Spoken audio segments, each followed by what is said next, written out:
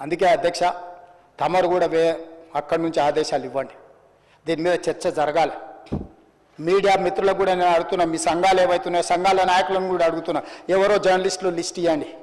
Journalist అనే పదానికి definition ఏందో ఇవ్వండి, ఆ లిస్ట్ ఇవ్వండి. ఆ లిస్టులో ఉన్నోళ్ళు ఇట్లా తప్పు చేస్తే ఏం శిక్షిస్తారో మీరు నిర్ణయించండి. ఆ లిస్టులో లేనోడు జర్నలిస్ట్ కాడు, జర్నలిస్టు కానోడిని క్రిమినల్ కిందనే చూస్తాము. ఆ క్రిమినల్స్ని ఎట్లా జవాబు చెప్పాలనో గట్లనే చెప్తాం. ముసుగేసుకొని వస్తే ముసుగు ఊడవికి బట్టలు గుడ్డలు ఊడదీసి కొడతా అని చెప్తున్నా. నేను తమాషా చేయొద్దు.